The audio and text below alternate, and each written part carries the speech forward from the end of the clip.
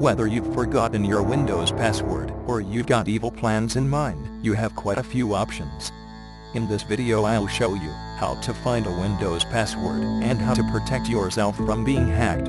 All you need to do is download the Ophcrack Live CD from their website and select the ISO image that corresponds to your operating system, then boot from it on your computer.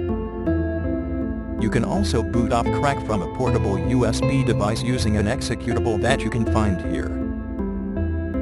Download and run the TAS USB executable and select the ISO image to be installed. Then select the USB drive that you want to install it on. It should take some time, but once finished you should be able to boot from your USB drive from the BIOS interface on the computer you're hacking.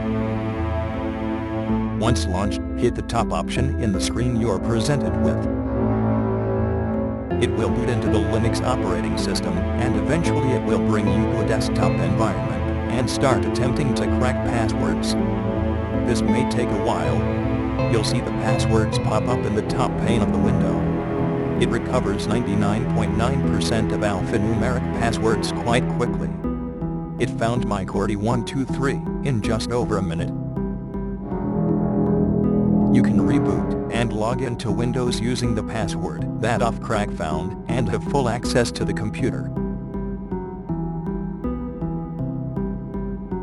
So how can you prevent this from happening to you? Well, to increase your chances of having an uncrackable password, use something complex and greater than 14 characters.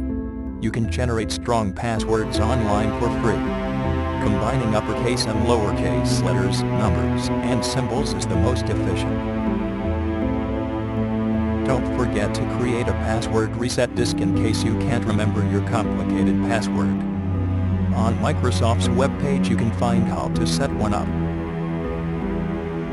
Okay guys, that's it for now. I hope you like this video. Feel free to comment and share this video.